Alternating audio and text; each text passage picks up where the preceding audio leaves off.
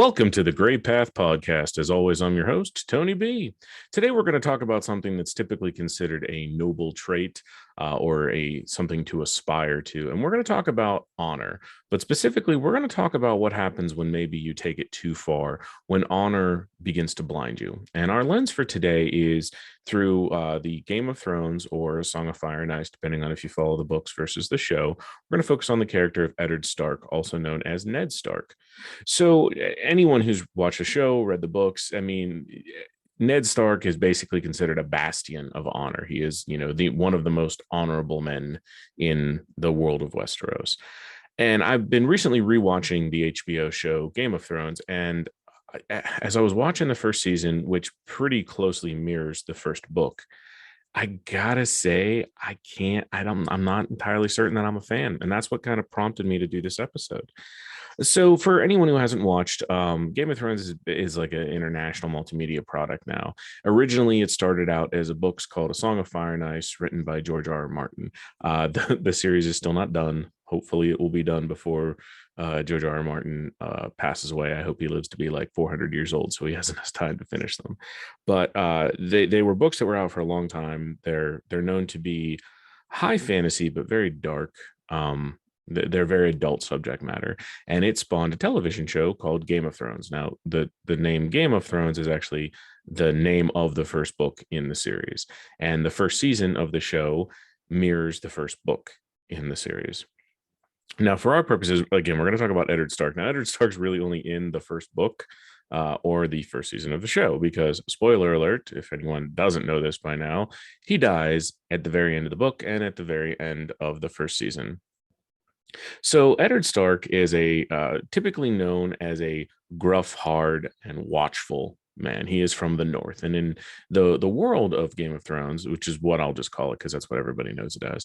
In the world of Game of Thrones, there is Westeros, which is like a continent. It's not the only continent, but it's the one where most of the action is centered. And Eddard Stark is the Lord of Winterfell, and the way Westeros is set up, the somewhat northern section, if you will, is what they call Winterfell, and it's a cold place. It doesn't even their summers are more.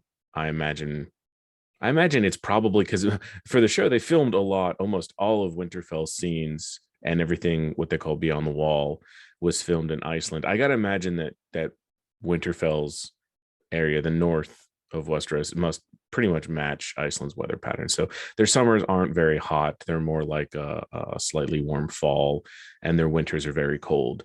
Now, in the world of Westeros, the winters can last decades, lifetimes. They don't really get into, as far as I've read, they don't really talk too much about it, but my guess is the planet must be on a weird orbit. And when it goes into a winter season, it can last for a very, very long time. It must spin on its axis incredibly slow.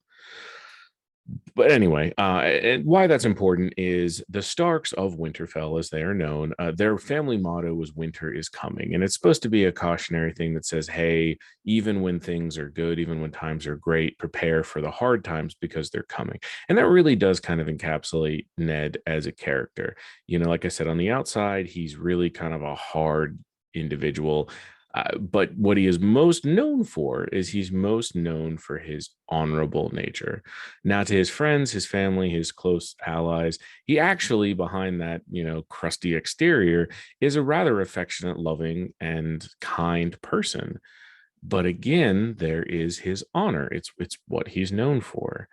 And I gotta say, as I've been watching the show, and we'll get into some of the events and some of what I call his honor follies in a little bit, but just to give you a little bit more of a background so you can kind of understand the character of Eddard.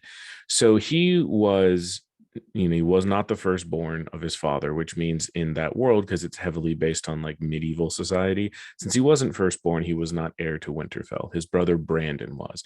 His brother Brandon was charismatic. He was a good leader. And because Eddard wasn't firstborn, he never had any aspirations of ruling Winterfell or being the Lord of the North. He just kind of worked his own way around. Well, there was a war that occurred, or I'm sorry, I'm jumping ahead of myself here.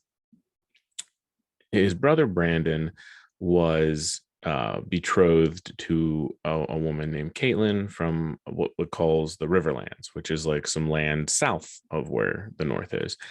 And they had a sister. I believe it's pronounced Lyanna Stark. Well, at one point, what goes on and this is before the books start, but at one point, their daughter is kidnapped by someone named Rhaegar Targaryen, and he is a prince of the Targaryen family who rules the seven kingdoms that make up Westeros. Winterfell is one of the seven kingdoms. Well, he comes in and he steals Lyanna, or so we're led to believe. And, Brandon, that's his sister, so it's Brandon and Ned's dad. They go to the what's called King's Landing. It's where the king is installed at, and they say, hey, give us our sister back. This is bullshit. Well, the Targaryens, who were leading the seven kingdoms at the time, they were ruling. Their king was a crazy person. They called him the Mad King because he wasn't right in the head. Well, instead of releasing his sister or letting them get their sister back, he burns Brandon and Ned's dad alive, burns them right there in the throne room.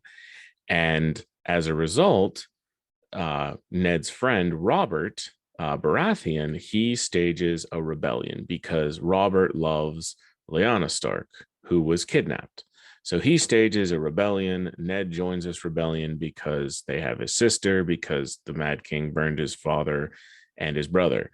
But here's the thing, because the Mad King burned both the father and the brother, Ned then becomes next in line to take over Winterfell.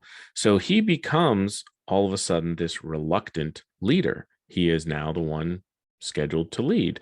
His other brother, Benji, did what they call take the black. And what that means when they say take the black, and I think this is a very interesting aspect of their world. So you've got the seven kingdoms, which is where most of the action in the books and in the show take place. But then there is an area north of Winterfell where there is what they call the wall. And the wall is this thousands of feet high ice wall that spans the whole length of that particular area of the continent. And it's designed to keep everything north of that out. And it was built years and years and years and years and years ago. And it's manned by what they call the Night's Watch. And the Night's Watch wear black. And it's a very interesting order. And I don't mean to go on a tangent here, but I'm just kind of filling in some background information.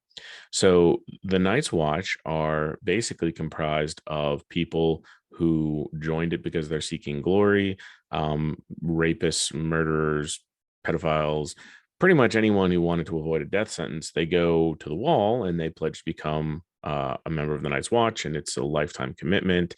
And they give up all claim for titles, lands, et cetera, et cetera. So Benji, Ned's other brother, takes the black. So Benji's out of the equation. Ned's the only one left. So not only does he find himself now all of a sudden this reluctant and unexpected leader of Winterfell and the North, but now he's also betrothed to Caitlin, who becomes Caitlin Stark, who was Brandon's side piece, not side piece. It was Brandon's betrothed because she was betrothed to the Lord of Winterfell, and Brandon was to be the next Lord of Winterfell. She was betrothed to him, and then all of a sudden, Ned finds himself leader of Winterfell, leader of the Starks, and betrothed to someone he doesn't know. So it just gives you an idea of the amount of pressure that was placed on this guy. So he fights with Robert in Robert's rebellion against the Targaryens, and they win. And after they win, Ned and Robert have a bit of a falling out, and Ned rides down to rescue his sister. And he goes, and it's a really cool scene, actually, in the movies. They actually show how he rescued his sister. In the books, they hint at it, but he hasn't actually got to that part yet with the books. So anyway, he defeats what is known as basically an invincible swordsman. So Arthur Dayne, and when you read about it in the books, because they talk about it a lot more in the books than they show in the show, but when they talk about it in the books, they talk about how Ned Stark must be one of the premier or one of the best swordsmen in the world because he beat Sir Arthur Dayne, who was honestly considered invincible. They didn't believe it was possible for Dayne to lose. Well, you watch in the show and you see that Ned doesn't actually beat him. Ned shows up and there's like three guys, and Ned's got like 6, I think. And so he greatly outnumbers Arthur Dayne and these other 2 knights. And they take out the other 2 knights pretty quickly, but then Arthur Dayne like just fucking cleans up, man. He just cuts right through him. Some great choreography. I highly suggest if you haven't seen the scene. Well, anyway, he's kicking the crap out of Ned, and he's just about ready to give Ned the coup de grace, and another guy comes up behind and stabs him in the neck. So, and we'll revisit this notion here in a second, but so this story of Ned being one of the greatest swordsmen in the world is based on this belief that he killed Arthur Dayne. In reality, he didn't kill Arthur Dayne. Arthur Dayne was killed by a knife to the throat from behind by someone he thought he had already killed. So, and what's interesting is Ned goes the rest of his life. I mean, he says, oh, this, my bannerman helped me, but he doesn't really come out and say, I was getting my ass kicked and this fucker came up behind and stabbed him. And, I'm not this great swordsman. He kind of takes that badge of pride or honor, if you will, and he kind of falsely wears it. So that'll be important as we go down the line. So anyway, he finally gets in. He sees his sister who had just given birth and she's dying, and she makes him give this mysterious promise. And the books have still never quite explained what it is that Ned promises her. But when Ned leaves, when Ned goes back north after the war is over, he has a bastard son with him. And for those who are not familiar, the term bastard, not only is it something we use to like negatively address someone, but the term bastard originally meant that it was a child born out of wedlock. It was a child born from 2 parents who were not married. So Ned returns up north with his bastard. And of course, Caitlin, his wife, who doesn't really know him to begin with, she is, they've been together because she had given birth to a son, Rob, but she's like slapped in the face because here's Ned, this bastion of honor, and he comes up north with a physical embodiment or a physical representation of how he was unfaithful to her.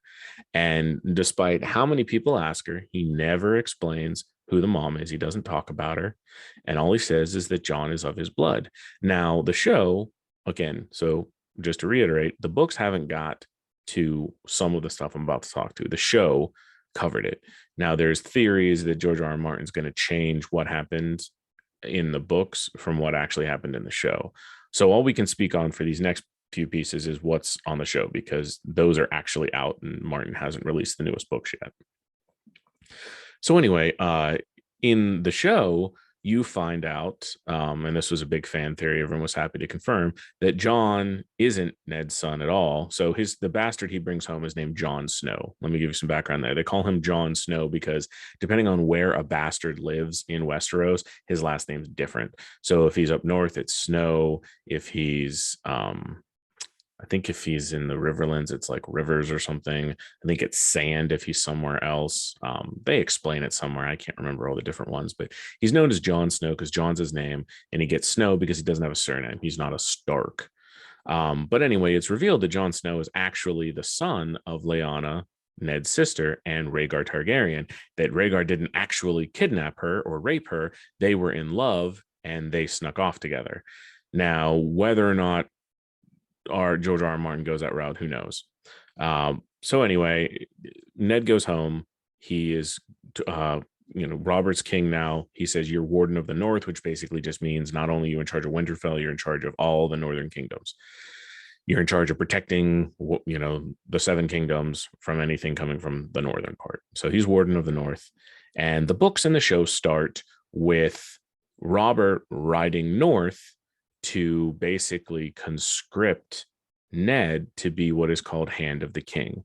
And Hand of the King is kind of like vice president, if you will, but like worse. The saying they say in the show and in the book is, when the king shits, the hand cleans it up.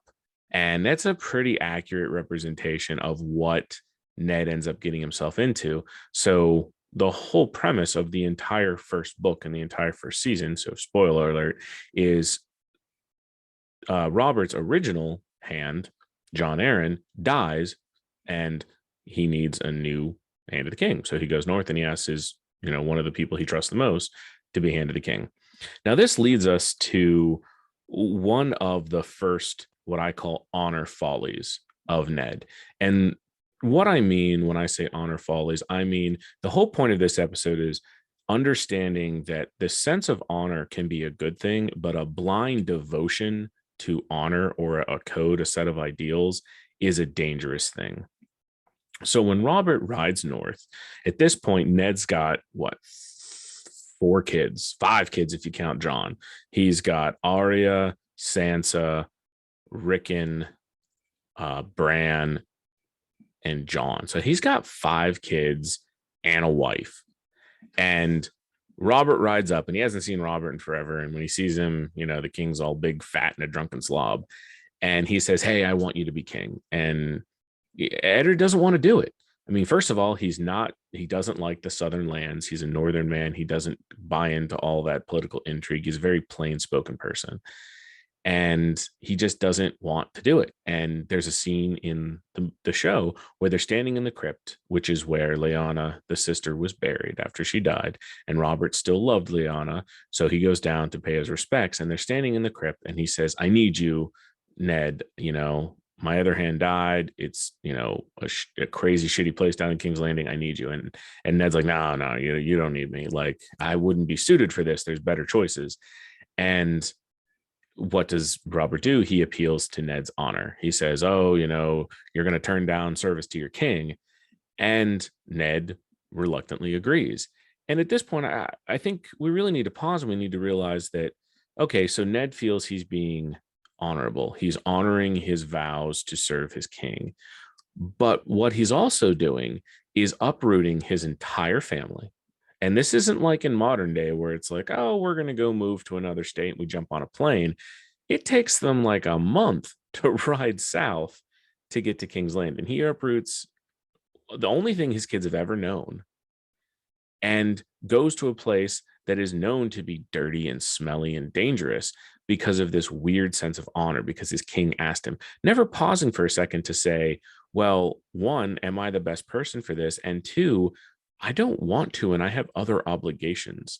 But he doesn't. He was honor bound to the king, so the king tells him to do it, and he does it. But as he's leaving Winterfell, and this is another part that just blows my mind when I think about it.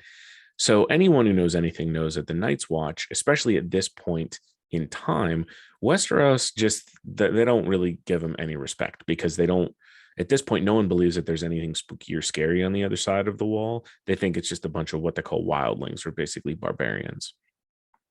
So they send the shit they don't care about up to the wall. And again, it's for life. I mean, so basically it's like moving to Antarctica and you're going to stay there forever and you've foregone all your family and friends and you never get to see them again. And you're just there day in and day out. It's a hard existence. Well, Ned kind of like support. So Benji, which is Ned's brother, who is part of the Night's Watch, he comes down to visit Ned while Robert's there. And they come in and they're talking. And John, who is hated, I mean, he's straight up hated by Caitlin Stark. She fucking hates him. She treats him like shit. She speaks down to him. And Ned is a dad to him. But again, it's like a cold, almost affectionless style dad because he's telling the world that John's a bastard. He sides and is like, "Yes, John, you should take the black because it's honorable." And it's like, honorable. You're literally giving. So I think John, I mean, I don't know his exact age at this time, but Eddard dies at 36 years old. So John had to have been a teenager. And he literally, for the sense of family, tells his son, his bastard son, to give up his rest of his life to go live on a cold wall in the north. And of course, John's all for it because John idolizes his father. So what does John has? John has this same weird sense of honor. And he feels like he could bring honor to himself if he goes to the Night's Watch because he's a bastard. He can't have lands. Again, not understanding how entitled he is, even though he is a quote unquote bastard. Anyway, this episode is not about John. It's about Eddard. So Eddard goes. So his first honor folly was in not standing up to the king. The king likely could have been persuaded. I mean, he was a drunk and he was an asshole, but chances are there was probably another way. I mean, Ned could have left his family up north. There's a lot of different things he could have done, but he doesn't. He goes south with the king. He becomes hand of the king, and he ultimately loses what they call the Game of Thrones, which is what the first book is about. And it's all about who killed John Aaron and why. And again, John Aaron, for those listening who haven't watched the show or read the books, John Aaron was the original Hand of the King that Robert had. Well, it turns out that who killed the Hand of the King? Well, it was the king's wife and her twin brother, who she fucks. So she commits incest with her twin brother. And it turns out that all of the king's quote unquote children or his heirs are really the result of an incestuous relationship between Cersei Lannister and Jaime Lannister. Cersei is Robert's wife and she's the king, or she's the queen, and Jaime Lannister is a member of the Kingsguard. So Ned discovers all of this and goes to tell Robert. Like, he discovers that that's what's going on. John Aaron had found out about this. They killed him to cover it up. Ned, in a just this is honor folly number 2. This is one of those things where following a strict sense of honor and code is stupid. He goes to Cersei, the very person who he's about to tattle on, and he says, look, I know that Joffrey and all of your other kids, Joffrey's her son, who's the prince, I know they're not Robert's. I know they're Jaime's kids. And I'm going to tell Robert, and I've got the proof to prove it. And she tells him right there in the meeting, and it's in the book and it's in the show. And she tells him, you're not cut out for this life down here, this political intrigue in the capital. And you need to leave before something bad happens to you. And he's like, I'm going to tell Robert, and you need to leave. He's like, I'll give you a head start because Robert will hunt you and want to kill you and your children. So again, this guy whose job it is to protect the realm, he's basically like the co-leader, and he discovers that the former co-leader was killed, murdered, poisoned by the queen and her brother, who are not only sleeping together but have sired the children that are heirs to the kingdom. And instead of going to the king, I mean, if he wanted to be honor bound, he should have went to the king immediately and told him, but he didn't do that. He instead warns Cersei and says, hey, my honor says that, I don't want you and your children's blood on my hands, so you should get out of here. Well, spoiler alert, what happens?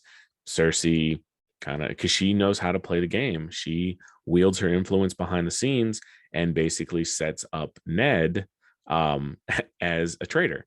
So she drugs, that's the best way to explain it, she drugs the king through a third party, who then gets gored by a hog or that he's hunting, like a warthog, and the king dies.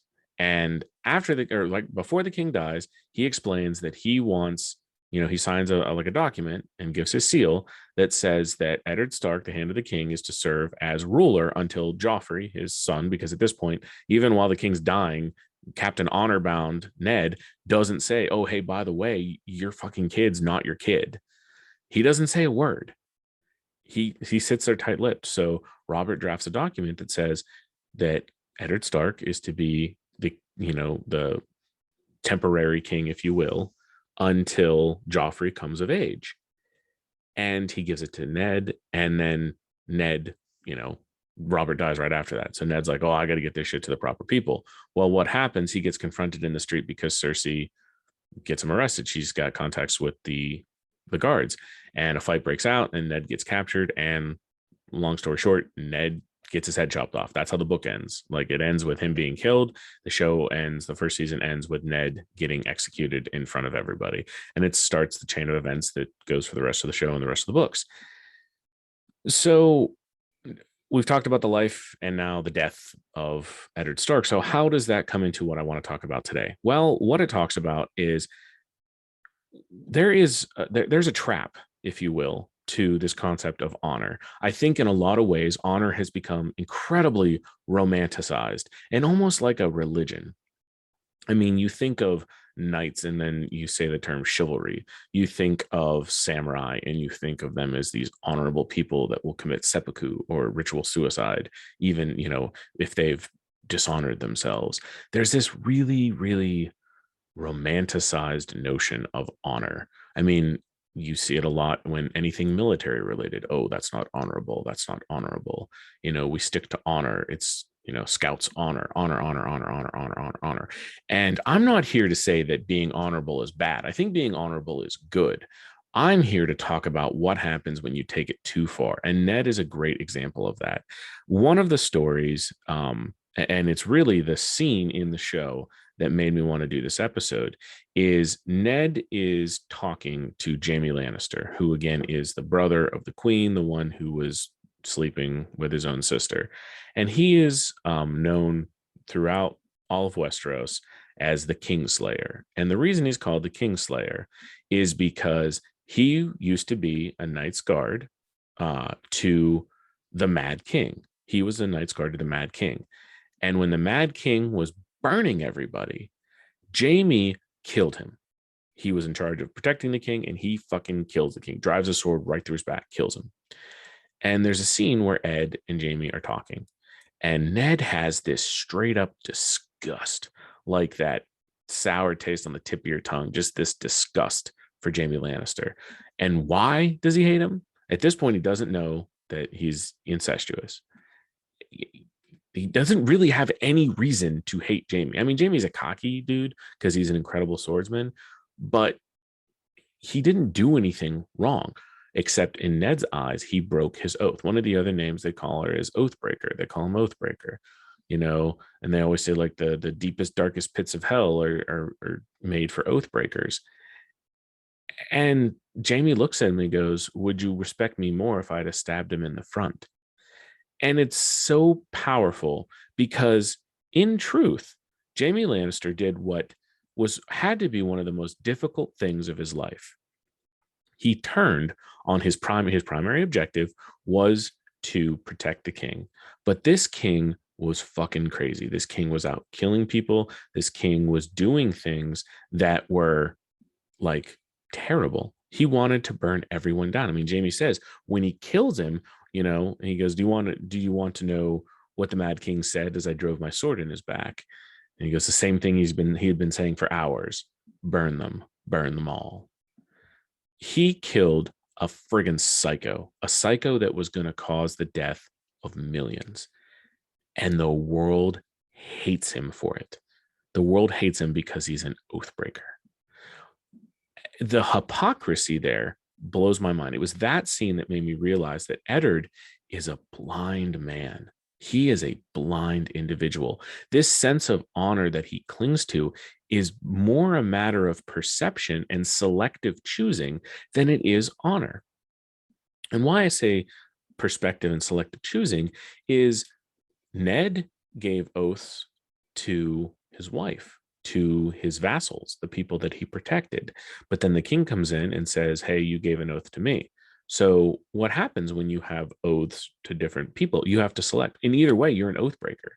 And that was a stupid thing. Coming down and being the hand of the king to Robert, that's no big deal. There's nothing saying Robert couldn't have found someone else.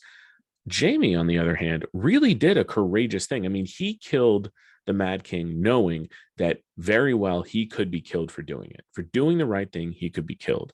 But in everyone's eyes, specifically Eddard, the bastion of honor, Jaime is considered the lowest of low because he broke his oath. And I just have such a hard time wrapping my brain around that. He shares a similar disdain for another character in both the show and the books, Jorah Mormont. And Jorah, we never actually see Eddard and Jorah interact in the show because Eddard dies before Jorah ever gets back to Westeros. But when Eddard and Jorah had their little run-in, it was Jorah was really in a tough spot. He had an expensive wife. He had no way of making money, and he caught poachers on his land.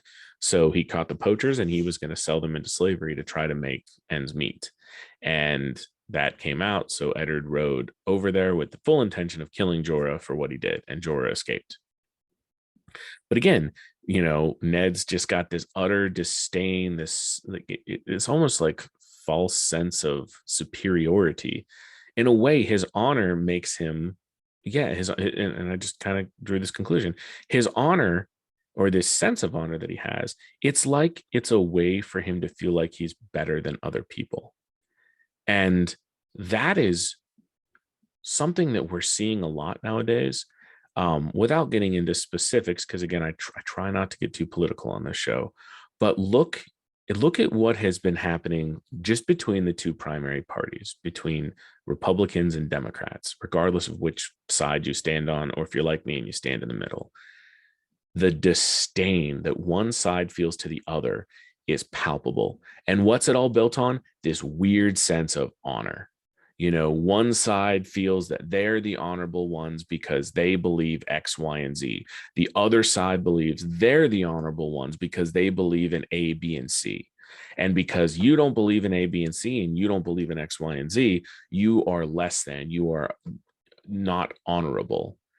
And it's like we took this romanticized notion of honor or of being noble and we've twisted it. It's like people are more concerned with being honorable than being good people. I mean, that's exactly what it comes down to with Eddard and Jaime Lannister. Eddard is more concerned with this fucked up sense of honor that he has than he is with doing the right thing. I think it's safe to infer that had Ned been a Night's Guard and the Mad King was burning people alive, Ned would not have killed the Mad King. He wouldn't have stopped him because he gave an oath to protect the king. That's crazy. That reminds me of the kind of fanaticism that you're seeing in politics now. You're seeing things where, well, did you vote the party line? Did you? Did you vote Republican? Did you vote Democrat? It doesn't matter what you feel about the other people.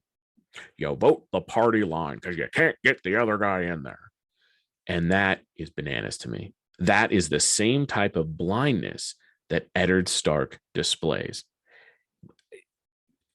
Where did we stop looking at content and instead started just focusing on, well, if it says Republican, then it's good.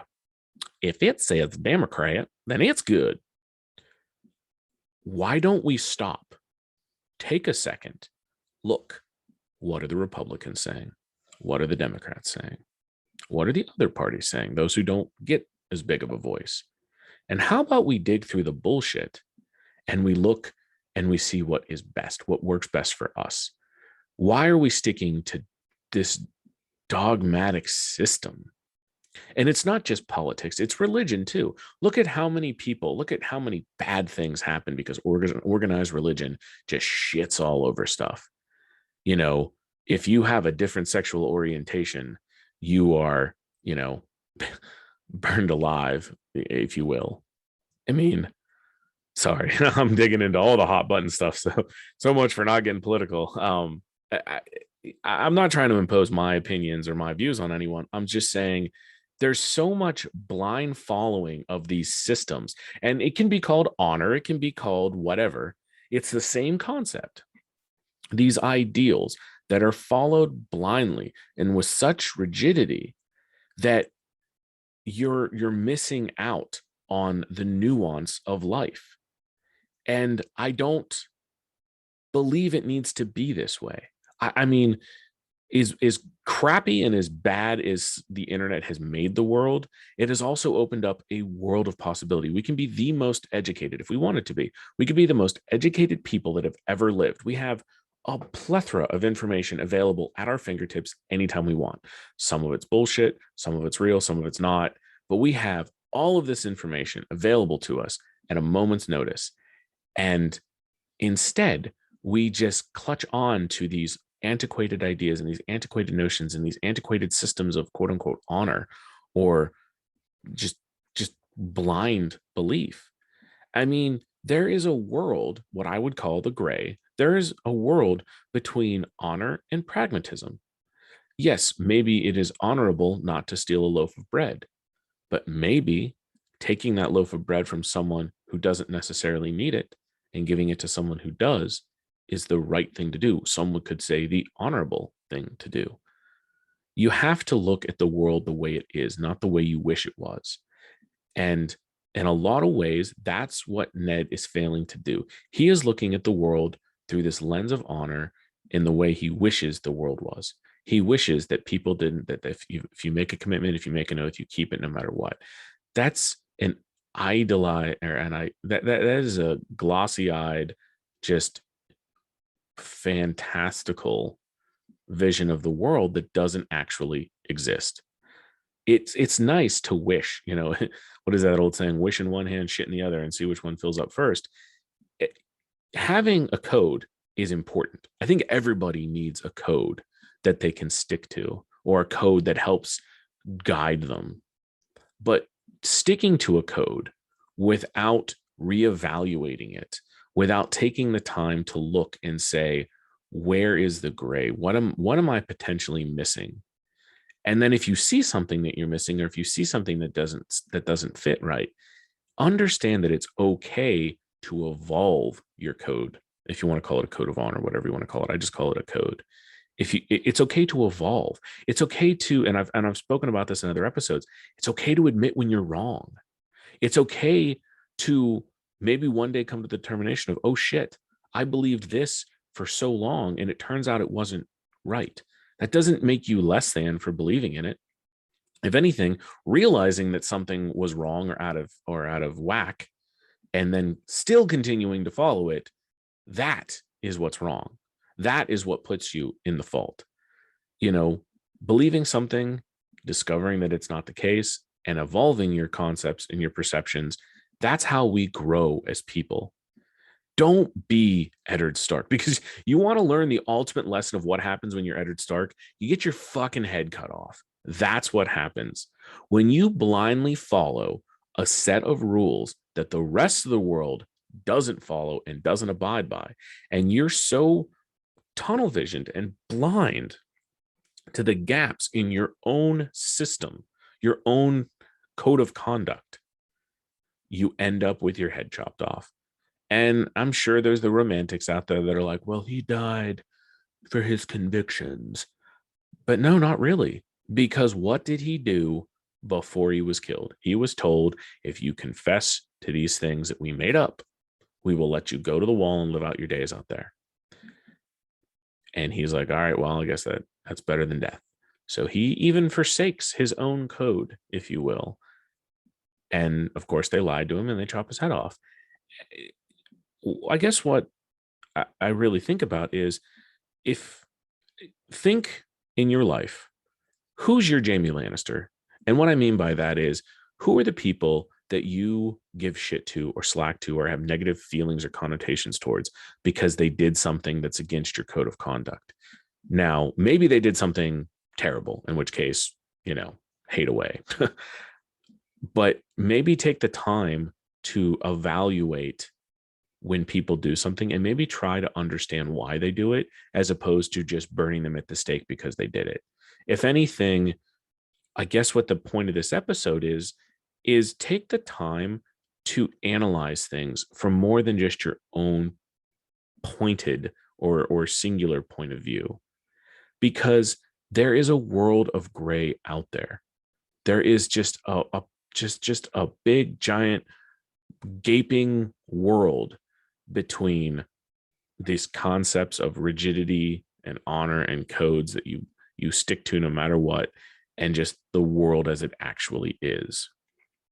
And that's what I think about when I think about Eddard Stark.